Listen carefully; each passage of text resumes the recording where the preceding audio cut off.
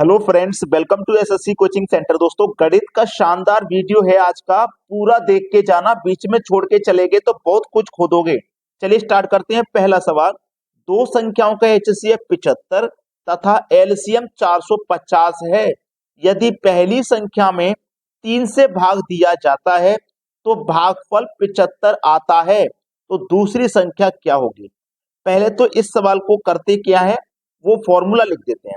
जिस फॉर्मूले से करते हैं वो फॉर्मूला, पहली संख्या गुने दूसरी संख्या बराबर LCM into H C F. ये फॉर्मूला है इस सवाल को करने का।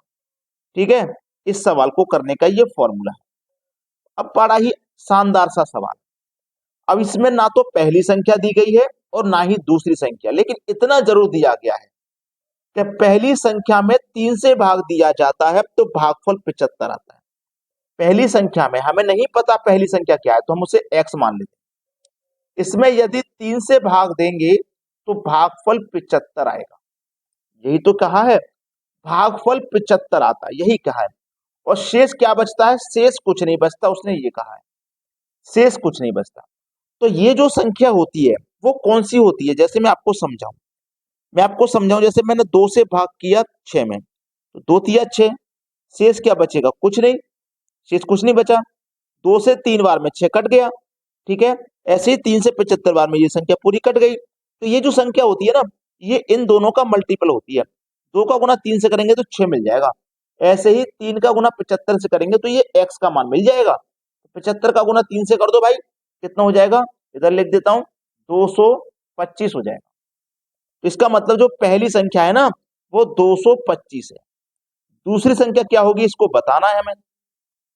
ठीक है, एलसीएम भी हमें दिया गया है 450, एचसीएफ भी है 75। अब 75 से 225 3 बार में कट जाएगा, 3 से कटाएंगे 45 को तो ये 15 बार में कट जाएगा, और एक 0। तो दूसरी संख्या का मान कितना निकल के आ गया? 150। सी ऑप्शन है सवाल का सही जवाब। तो आप मुझे कमेंट में बताइए, ये सवाल आपको पहले आता था या नहीं आता था? लेकिन भाई आपके फोन में ना एक लाइक का बटन भी है, उसको ऐसे ही मत रहने दो, उसको बस दबाते चले जाओ। वीडियो प्ले हो गया, पसंद आया सवाल, लाइक का बटन तुरंत दबा दो। चलिए अब देखते हैं अगला प्रश्न।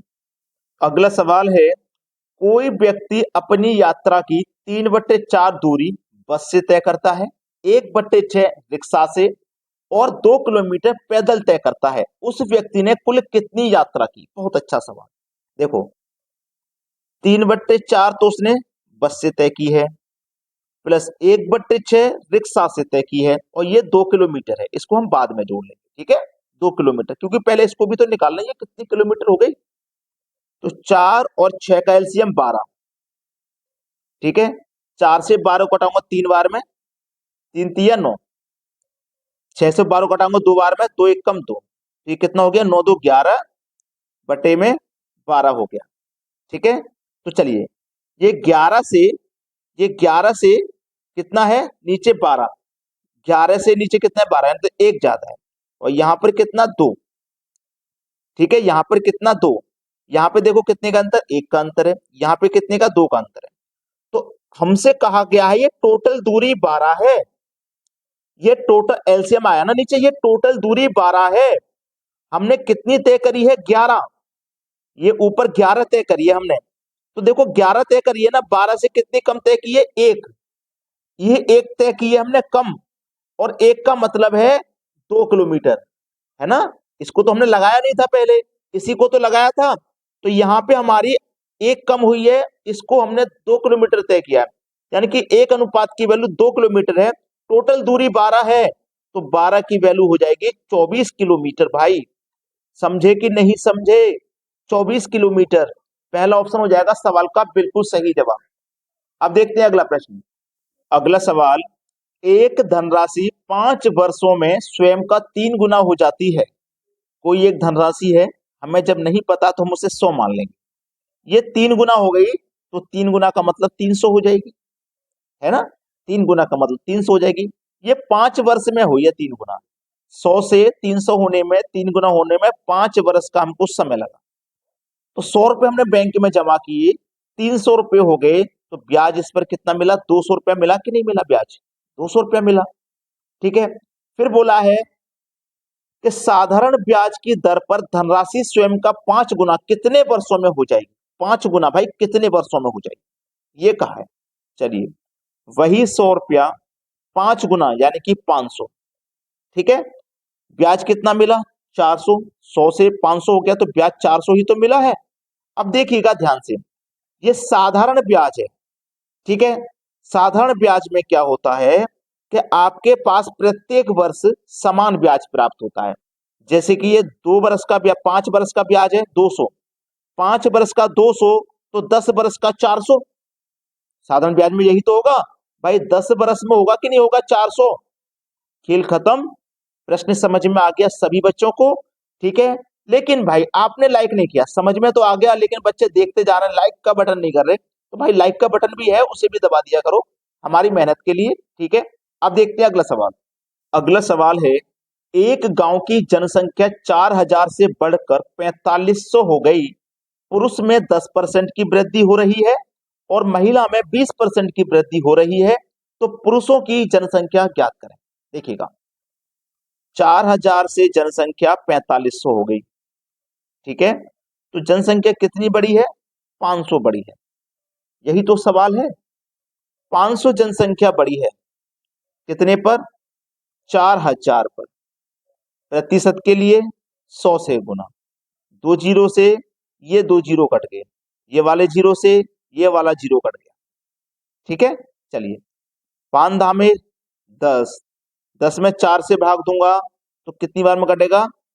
4 धामे 40 और 12 चौक 48, ये कटेगा 12.5 बार।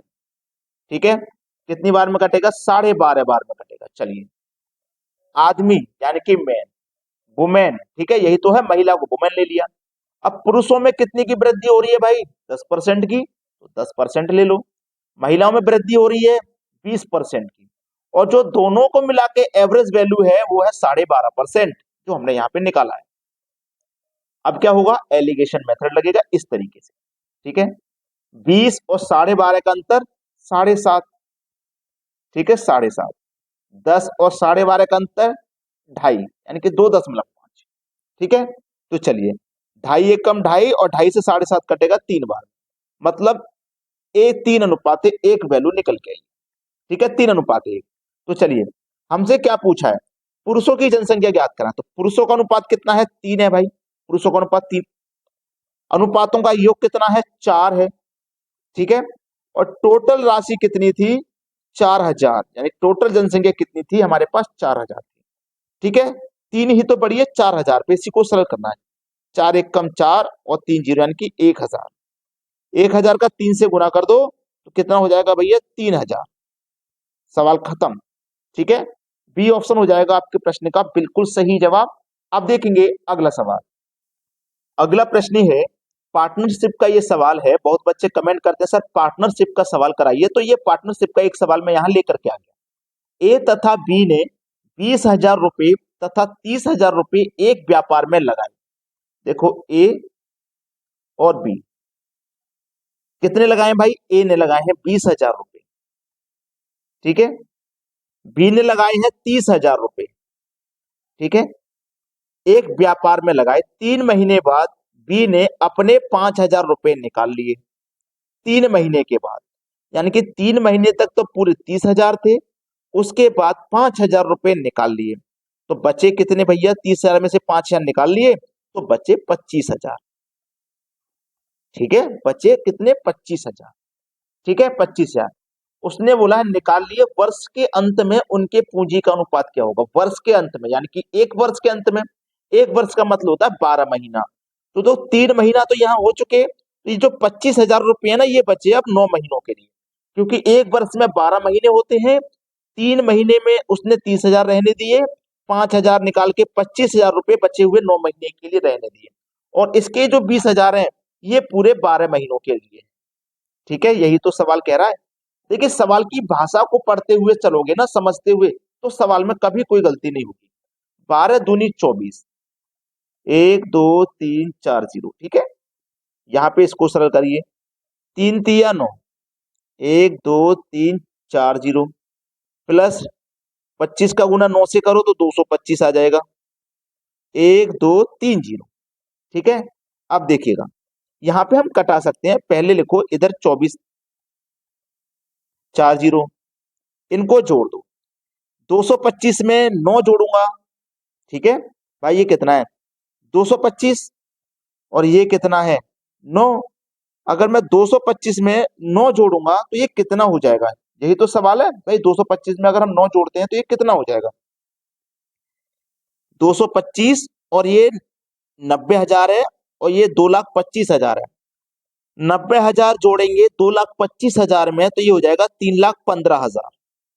बिल्कुल सही जा रहे हैं, ये 2,25,000 है, ये 90,000 है, तो 2,25,000 और 90,000 को जोड़ेंगे तो 3,15,000 ये हो जाएंगे। ठीक है, अब 1 2 3 0 से 1 2 3 0 यहाँ पे हमने कटा लिए। इधर कितना बचा है 240, इधर बचा है 315। ठीक है, अब ये कौन सी संख्या से कट सकते हैं वो हमें देखना है। ठीक है, कौन सी संख्या, 5 चौको 20, एक बचेगा 10, 5 दूने का 10, नहीं 4 बचेगा 40, 5 अट्ठे 40, 5 से मैंने कटा लिया, 5 चौको 20, 4 बचेगा 40, 5 अट्ठे 40, 5 से इसको कटाऊंगा, 5 छिक्के 30, एक बचेगा 15, 5 तिया 15, तो ये हो गया 48:63। कट के अभी और छोटा हो जाएगा, ये कट के अभी ये और छोटा हो जाएगा। 3 से कटाओ, 3 एक कम 3, एक बचेगा 18, 3 छिंग 18, 3 दूने का 6, 3 एक कम 3, यानी कि ये 16:21 हो गया। ठीक है, हमें उनकी पूंजी का ही अनुपात तो बताना था, तो 16:21 है उनकी पूंजी का अनुपात, 16:21 पहला ऑप्शन हो जाएगा सही जवाब। हम एक एक स्टेप आपको इतने अच्छे तरीके से बता रहे हैं कि जब आप एग्जाम में इन सवालों को करोगे ना तो आपको बड़े ही आसानी से याद हो जाएगा। भाई इसको करना तो बड़ा ही आसान है। सभी बच्चों से मैं कहूंगा कि वीडियो को ना लाइक करके जाएं, बस वीडियो इतना ही है आज, इसको लाइक कर दो बस। ठीक है दोस्तों, धन्यवाद।